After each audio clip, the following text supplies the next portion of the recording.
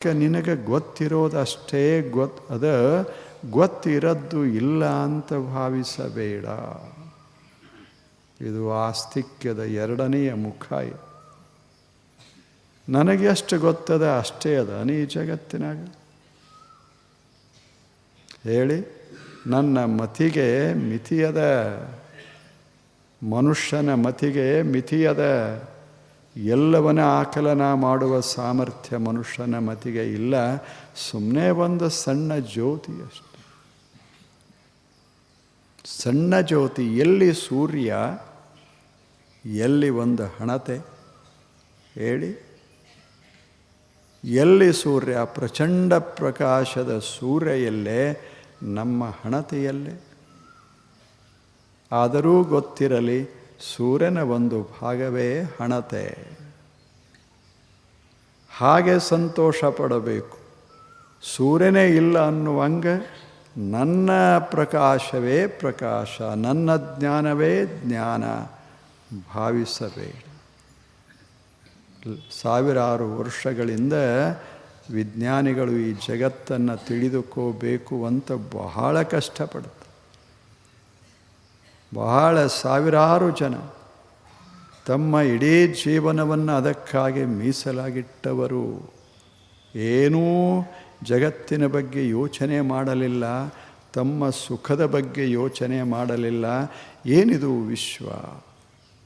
ಇದನ್ನು ತಿಳಿದುಕೊಳ್ಳೋದಕ್ಕಾಗಿ, ಭೌತಿಕವಾಗಿ ತಿಳಿದುಕೊಳ್ಳೋದಕ್ಕಾಗಿ ಸಾವಿರಾರು ವರ್ಷಗಳ ಕಾಲ ಪ್ರಯತ್ನ ಮಾಡಿದರು. ಇಂದ ಮನುಷ್ಯ ಹೇಳ್ತಾ ಇದ್ದಾನೆ, ಜಗತ್ತು ಅಷ್ಟು ಸುಲಭದಿಂದ ತನ್ನ ರಹಸ್ಯವನ್ನು ಬಿಟ್ಟುಕೊಡೋದಿಲ್ಲ. ಅಷ್ಟು ಅದ್ಭುತ ಇದು ರಹಸ್ಯ. ಹೀಗೆ ತಿಳಿತು ಅನ್ನೋದರಾಗ ಮತ್ತೊಂದು ಸಮಸ್ಯೆ. ಆಗಲಿಲ್ಲೇನು, ಜಗತ್ತು ಎದರಿಂದಾಗ್ಯದ?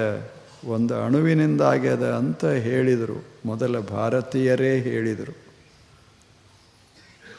ಪರಮಾಣು ಅದರಿಂದ ಜಗತ್ತಾಗ್ಯದ ಅಂತ ಭಾರತೀಯರು ಹೇಳಿದರು. ಕಣಾದ ಅಂತ ಒಬ್ಬ ಋಷಿ ಆತ ಹೇಳಿದ. ಆ ಬಳಿಕ ಬೇರೆ ಬೇರೆ ದೇಶಗಳಲ್ಲಿ ಸಂಶೋಧನೆಗಳು ನಡೆದು ಅಣು ಅಲ್ಲ, ಅಣುವಿನಿಗಿಂತಲೂ ಬಹಳ ಸೂಕ್ಷ್ಮವಾಗಿ ಪರಮಾಣುಗಳದಾವ ಅಂತ ಸಂಶೋಧನೆ ಮಾಡಿದರು. ಅಲ್ಲಿಗೆ ಮುಗಿತೇನೋ ಅಂತ ಭಾವಿಸಿದರು. ಆದರೆ ಮುಗಿಲಿಲ್ಲ. ಮತ್ತು ಅದರಾಗ ಭಾಗ, ಅದರಾಗ ಕೇಂದ್ರ ಅದ. ಸುತ್ತ ಮುತ್ತ ಇಲೆಕ್ಟ್ರಾನ್ಗಳು ಸುತ್ತ ಇದ್ದಾವ. ನಡುವಿರುವಂಥ ನ್ಯೂಕ್ಲಿಯಸ್, ಆ ಬಳಿಕ ಕೊನೆಗಿರುವಂಥ ಏನು ಇಲೆಕ್ಟ್ರಾನ್ಗಳದಾವ, ಇದರ ಮಧ್ಯದಲ್ಲೆಲ್ಲ ಬರೀ ಬಯಲ. ಆ ನಡುವೆ ನ್ಯೂಕ್ಲಿಯಸ್ ಇತ್ತು, ಅದನ್ನು ನೋಡಿದರು. ಇದರಾಗ ಏನರೇ ಇರಬೇಕು ಅಂತ ಹೊರಟರು. ಅದು ಅಖಂಡವಾಗಿರಲಿಲ್ಲ. ಅದನ್ನು ಭೇದಿಸಿದರು, ನೋಡಿದರು. ಅದರಲ್ಲೂ ಎಷ್ಟು, ಅದರಾಗ ಪ್ರೋಟಾನ್ಸ್, ನ್ಯೂಟ್ರಾನ್ಸ್, ಎಂಥವು ಬೇರೆ ಬೇರೆ ಬೇರೆ ಎಲ್ಲ ಶುರುವಾದವು. ಕೊನೆಗೆ ಇನ್ನಷ್ಟು ನೋಡೋಣ ಅಂತ ಒಳಗೆ ಹೋದರೆ ಆ ಬಳಿಕ ಶುರುವಾಯಿತು ಕ್ವಾರ್ಕ್ಸ್ ಅಂತ ಬಂತು. ಅಲ್ಲಿಗೆ ಮುಗೀತು ಅನ್ನೋದರಾಗ ಮುಂದೆ ಮತ್ತೆ ಶುರುವಾಯಿತು ಸ್ಟ್ರಿಂಗ್ ಥಿಯರಿ ಅಂತ ಬಂತು. ಈಗ ಸ್ಟ್ರಿಂಗ್ ಥಿಯರಿ ಅದ. ಸುಮ್ಮನೆ ಶಕ್ತಿಯ ಎಳೆಗಳು, ಅದರಿಂದ ಮಹಾ ಜಗತ್ತು ನಿರ್ಮಾಣ. ಶಕ್ತಿಯ ಎಳೆಗಳು ಏನಾದ ಸಂಶೋಧನೆ. ಆದರೆ ಇಂದ ವಿಜ್ಞಾನಿಗಳು ಹೇಳ್ತಾ ಇದ್ದಾರೆ, ಇದೇನು ಪೂರ್ಣ ಮೈ ಬಿಚ್ಚಿತು ಅಂತ ಹೇಳಲಿಕ್ಕಾಗೋದಿಲ್ಲ. ನಾವು ಸಾಮೂಹಿಕವಾಗಿ ಎಷ್ಟೇ ಪ್ರಯತ್ನ ಪಟ್ಟರೂ ಬಹಳ ಕಷ್ಟದ.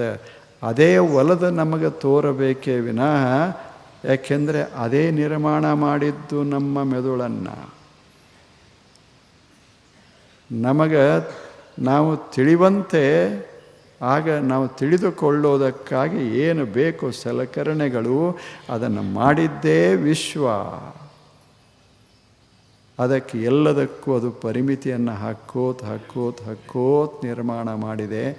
ಮನುಷ್ಯನೇ ನೀನೇ ಎಲ್ಲವನ್ನ ತಿಳಿದುಕೊಂಡವ,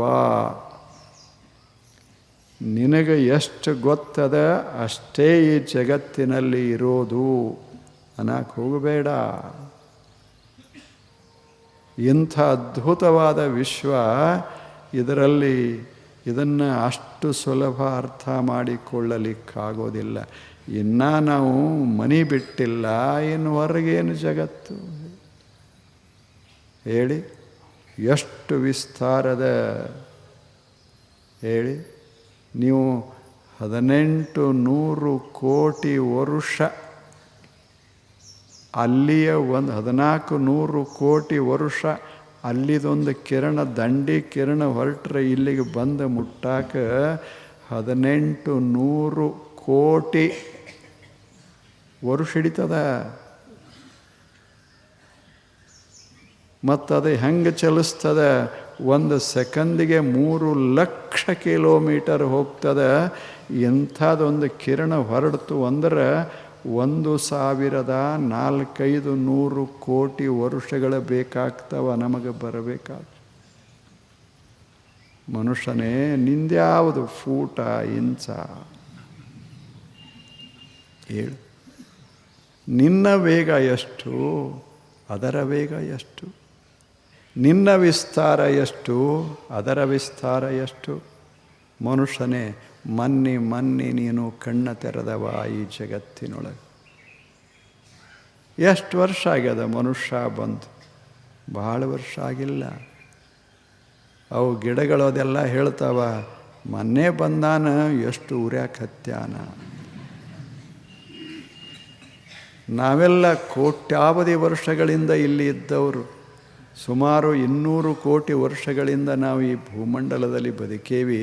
ಇವ ಬಂದು 1 ಲಕ್ಷ, ಅದು ಮೊನ್ನೆ 10,000ದಿಂದ ಜೋರಾಗ್ಯದಾನ.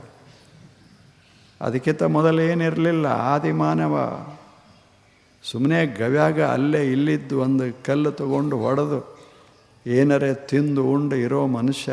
ಮೈ ಮೇಲೆ ಬಟ್ಟೆ ಇರಲಿಲ್ಲ, ಏನೇನೂ ಇರದೆ ಈ ಮನುಷ್ಯ ಮೊನ್ನೆ 10,000 ವರ್ಷದ ಹಿಂದೆ ಶುರುವಾಯಿತು. ಇವನೇ ಮಾಡಿದ್ದಲ್ಲ, ನಿಸರ್ಗ ಇವನ್ನು ತೊಡಗಿಸ್ತು, ವಿಶೇಷ ಬುದ್ಧಿಯನ್ನು ಕೊಡ್ತು. ಏನು ಮಾಡ್ತಿ ಮಾಡಿ ನೋಡೋಣ ಅಂತ ಹೇಳ್ತು. ಇವ ಬಂದೂಕ್ ಮಾಡಿದ, ಅಣುಬಾಂಬ ಮಾಡಿದ, ಹೈಡ್ರೋಜನ್ ಬಾಂಬ ಮಾಡಿದ. ಅಣುಬಾಂಬ ಚಲೋ, ಒಂದು ಮಿತಿ ಇರ್ತದೆ. ಹೈಡ್ರೋಜನ್ ತಯಾರಿ ಮಾಡಿದ. ನಿಸರ್ಗ ನಕ್ತು, ಬರೋಬ್ಬರಿ ಅದ. ಯಾರೂ ನಾಶ ಆಗೋದಿಲ್ಲ ಮನುಷ್ಯನೇ, ನೀನೇ ಹೋಗೋದು. ನಿನ್ನ ಕೆಲಸ ಏನು ಅಂದರೆ ತಿಳ್ಕೊಳ್ಳೋದು, ಅನುಭವಿಸೋದು. ತಿಳಿದುಕೊಳ್ಳೋದು, ಅನುಭವಿಸೋದು. ಇದು ಜಗತ್ತಂದರೆ ಶಕ್ತಿಯ ವಿಸ್ತಾರ.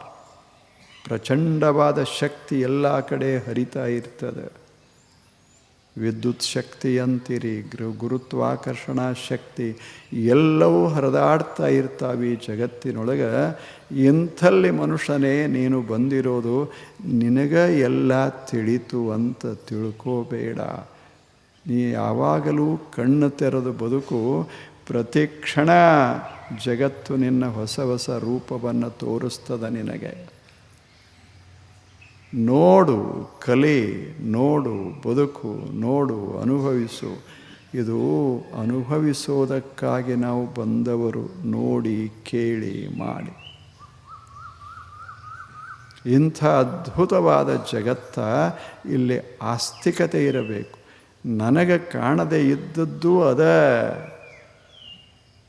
ನನಗೆ ಗೊತ್ತಿರೋದು ಅಷ್ಟೇ ಅದ ಅಂತಲ್ಲ, ನನಗೆ ಗೊತ್ತಿಲ್ಲದ್ದು ಬೇಕಾದಷ್ಟು ಈ ಜಗತ್ತಿನೊಳಗದ. ಇದು ಜಗತ್ತಂದರೆ ಒಂದು ರಹಸ್ಯ, ಮಿಸ್ಟರಿ. ಈಗ ತಾವೆಲ್ಲ ಈಗ ಶಾಲೆಗೆ ಹೋಗಿರಲ್ಲ, BA ಓದಿರಿ, MA ಓದಿರಿ, ಅದೇ ಅವರು ಬರೆದದ್ದು ಓದಿರಿ, ಇವರು ಬರೆದದ್ದು ಓದಿರಿ, ನಾ ಬರೆದದ್ದು ನೀವು ಓದೋದು, ನೀವು ಬರೆದದ್ದು ನಾನು ಓದೋದು. ಅವ 2 ಕವಿತಾ ನೀವು, ನಾನು 1-2 ಕವಿತಾ ನಾನು. ಹೌದೆಲ್ಲ ಹೇಳಿ ಇವು ನಮ್ಮವ.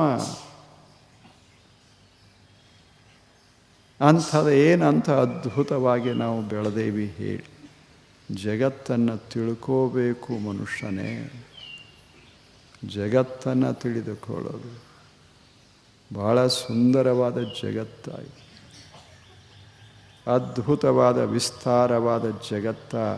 ಇದನ್ನು ನಾವಿಲ್ಲಿ ಬಂದಿದ್ದು ಎದಕ್ಕೆ ಅಂದರೆ ಇದನ್ನು ನೋಡೋದಕ್ಕೆ, ಇದನ್ನು ಕೇಳೋದಕ್ಕೆ, ಇದನ್ನು ಮುಟ್ಟೋದಕ್ಕೆ, ಇದನ್ನು ವಾಸಿಸೋದಕ್ಕೆ, ಇದನ್ನು ಅನುಭವಿಸೋದಕ್ಕೆ ನಾವು ಈ ಜಗತ್ತಿಗೆ ಬಂದಿರೋದು.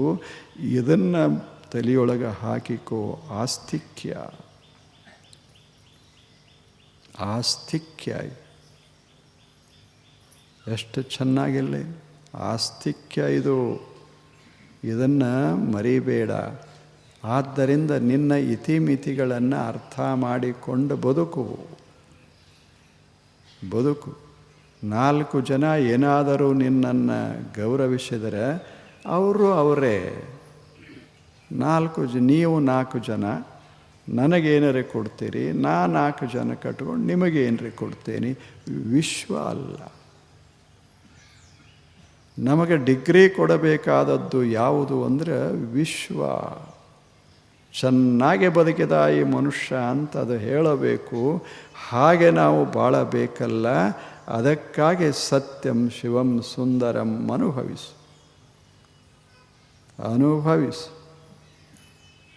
ರಷ್ಯಾ ದೇಶ ಒಂದು ಘಟನಾ ನಡೀತಲ್ಲಿ. ರಷ್ಯಾ ದೇಶದಲ್ಲಿ 1914 ಹಿಂದಿನ ವರ್ಷಗಳಲ್ಲಿ ಅಲ್ಲಿ ದೊಡ್ಡ ಕ್ರಾಂತಿ ನಡೀತು. ಕ್ರಾಂತಿ ಆಯಿತು. ಆ ಬಳಿಕ ಯುವಕರೆಲ್ಲ ಎಲ್ಲ ಕಡೆ ತಿರುಗಾಡಿ ಹೊಸ ವಿಚಾರಗಳನ್ನೆಲ್ಲ ಹರುತ್ತಾ ಇದ್ರು. ಒಬ್ಬ ಮುದುಕೆ ಒಂದು ಕಡೆ ಕೂತು ಒಂದು ಕ್ಯಾಂಡಲ್, ಒಂದು ಕಂದೀಲ, ಏನಂತೀರಿ ಅದಕ್ಕೆ, ಕ್ಯಾಂಡಲ್, ಮೇಣಬತ್ತಿ ಹಚ್ಚಿಕೊಂಡು ಸುಮ್ಮನೆ ಕೂತು ಪ್ರಾರ್ಥನಾ ಮಾಡ್ತಿದ್ದರು. ಅವರು 4-8 ಹುಡುಗರು ಬಂದರು. ಈ ಮುದುಕಿಯನ್ನು ನೋಡಿದರು. ಆವಾಗ ಹೇಳಿದರು, ಇದ್ಯಾವ ಧ್ಯಾನ ಮಾಡ್ತೀಯ ಅಂದರು. ಯಾರು ಧ್ಯಾನ ಮಾಡ್ತಿಲ್ಲ ಅವ್ರನ್ನ ನಾವು ಮುಗಿಸೇ ಬಿಟ್ಟೇವಿ. ಇನ್ನು ಮೇಲೆ ರಷ್ಯಾ ದೇಶದಾಗ ಅದಕ್ಕೆ ಅವಕಾಶವೇ ಇಲ್ಲ ಅಂತ ಹೇಳಿ ದೀಪ ಆರಿಸಿದರು. ಮುದುಕೆ ಹೇಳಿದ್ಲು ಬಹಳ ಸುಂದರ ಮಾತು ಹೇಳಿದ್ಲು. You have destroyed God. You think so. You have put out this candle.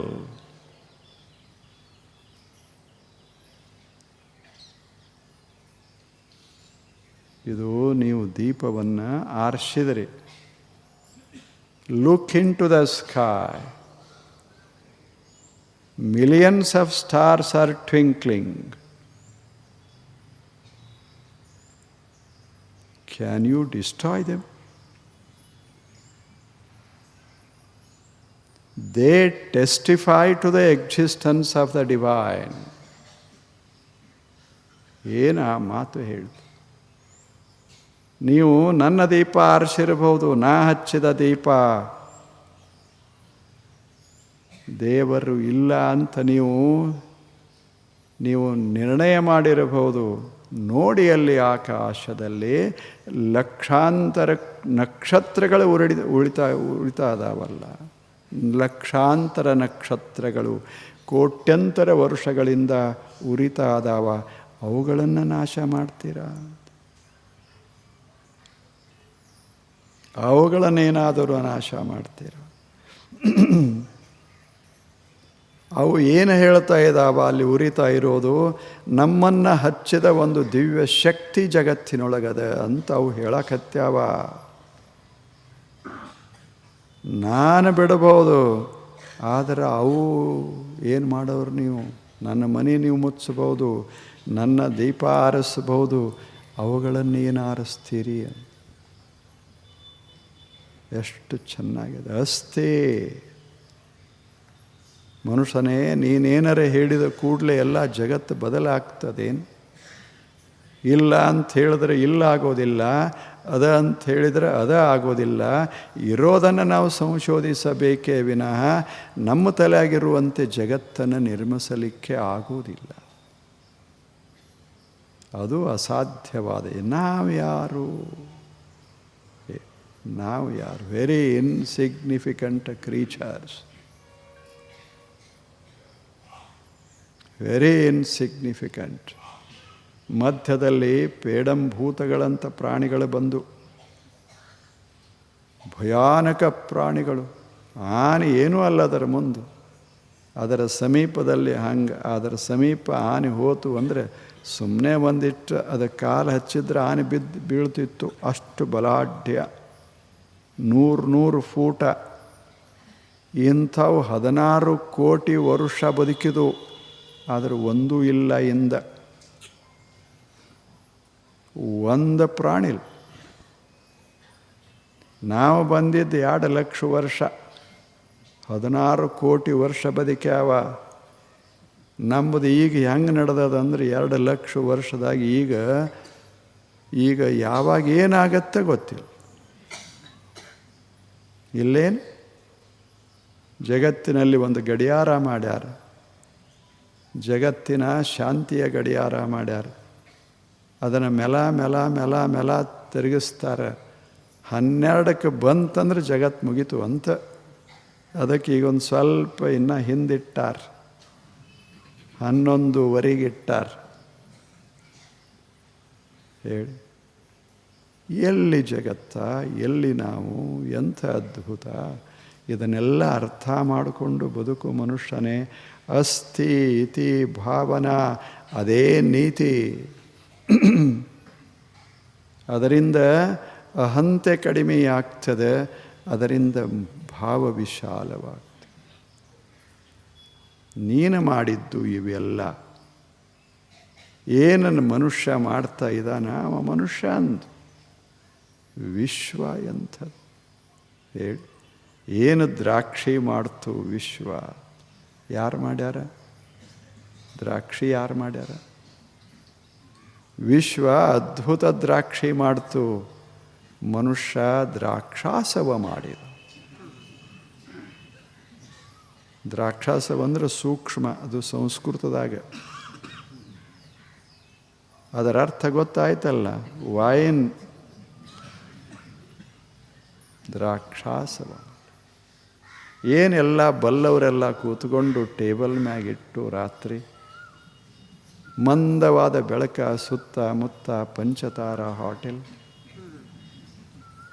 ಅದರಾಗ ಭಾರೀ ಜನ ಎಲ್ಲರೂ ಕೂತ್ಕೊಂಡಾರ. ಭಾರತ ದೇಶದ ಬಹಳ ದೊಡ್ಡ ದೊಡ್ಡ ಜನ ಕೂತ್ಕೊಂಡಾರ.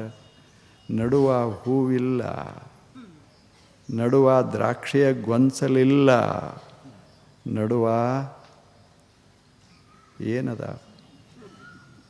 ಇಟಾಲಿ ದೇಶದ, ಫ್ರಾನ್ಸ್ ದೇಶದ ಸ್ಪಾರ್ಕ್ಲಿಂಗ್ ಬಹಳ ಹಿಂಗೆ ಹೊಳೆಯಿರುವಂಥ ಕ್ರಿಸ್ಟಲ್ ಗ್ಲಾಸ್ ಹಿಂಗೆ ಹೊಳಿತಿರ್ತಾವೆ. ಅದರ ಸಮೀಪದಲ್ಲಿಯೇ ಇದು. ಎಂಥ ಅದ್ಭುತ! ಎದುರಿಗೆ ಒಬ್ಬ ನಿಂತು ಸೆಲ್ಯೂಟ್ ಹಾಕ್ತಾ ಇರ್ತಾನೆ.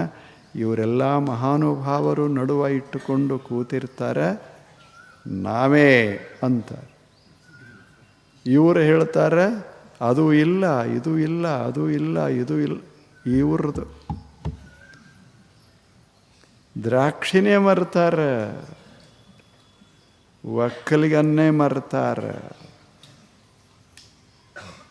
ದ್ರಾಕ್ಷಿ ಕೊಡಮ್ ಯಾರು?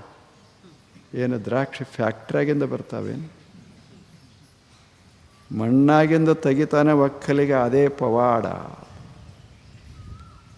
ಅವನ್ನ ಮರ್ತಾರ. ದ್ರಾಕ್ಷಿ ಋತಕ ಅವ ನೆನಪಾಕ್ಕನ, ದ್ರಾಕ್ಷಿ ಬೇರೆ ರೂಪ ತಾಳತು ಅಂದ್ರೆ ಹೋಗ್ತಾನೆ. ಹೌದಲ್ಲ? ಆಸ್ತಿಕ್ಯ ಗೊತ್ತಿರಲಿ, ಏನದ ಅದ ಅಂತ ಹೇಳು. ಅದು ನಿನಗೆ ಗೊತ್ತಿರಲಿ ಅಥವಾ ಗೊತ್ತಿಲ್ಲದೇ ಇರಲಿ, ಗೊತ್ತಿರುವಷ್ಟೇ ಅದ ಅಂತ ತಲೆ ಹಾಕ್ಕೋಬೇಡ. ಎಷ್ಟು ಚೆನ್ನಾಗಿ ನನಗಿಂತ ನಿಮಗೆ ಹೆಚ್ಚು ಗೊತ್ತಿರ್ತದೆ, ನಿಮಗಿಂತ ಇನ್ನೊಬ್ಬರಿಗೆ ಹೆಚ್ಚು ಗೊತ್ತಿರ್ತದೆ. ಏನೋ ಹಾಗೆ ಸ್ವಲ್ಪ ಹೆಚ್ಚು ಕಡಿಮೆ ಗೊತ್ತಿದ್ದೇ ಇರ್ತದೆ. ಸ್ವಲ್ಪ ನಮಗೆ ಗೊತ್ತಿರೋದು. ಸಾಕ್ರೆಟಿಸ್ ಹೇಳ್ತಾನೆ, ಯಾರು ಜಾಣರು ಅಂದರೆ ನಮಗೆ ಗೊತ್ತಿಲ್ಲ ಅಂತ ಏನು ತಿಳ್ಕೊಂಡಾರಲ್ಲ ಅವರು ಪಕ್ಕಾ ಜಾಣ್ಯರು ಅಂತ. ಎಷ್ಟು ಚಲೋ ಮಾತು ಹೇಳಿದೆ. ಇದು ಆಸ್ತಿಕ್ಯ. ಚೆನ್ನಾಗಿಲ್ಲ ಇದು ಆಸ್ತಿಕ್ಯ. ಇನ್ನು ಮೇಲೆ ಸುಮ್ಮನೆ ಏನರ ಹೇಳ್ಕೋತ ಹೋಗಬಾರದು. ಏನೂ ಅಂಥದೇ ಭಾರಿ ತಿಳಿತನ್ನಂಗೆ ಸರ್ವಜ್ಞ ಅನ್ನುವಂಗೆ ಇಲ್ಲ. ಈಗ ಕಣ್ಣು ತೆರೀತಾ ಇದ್ದೀವಿ. ಈಗೇನೋ ಒಂದು ಸ್ವಲ್ಪ ಜಗತ್ತನ್ನು ತಿಳ್ಕೊಳ್ಳೋ ಪ್ರಯತ್ನ ಮಾಡಕತ್ತೇವಿ ಅಂತ ಅನ್ನಬೇಕು. ಇದನ್ನು ಯಾರು ಅಂತಾರಂದ್ರೆ ದೊಡ್ಡ ವಿಜ್ಞಾನಿಗಳು ಇದನ್ನು ಅಂತಾರೆ, ನಾವು ಅಂತ ಇಲ್ಲ. ಇದು ಆಶ್ಚರ್ಯ.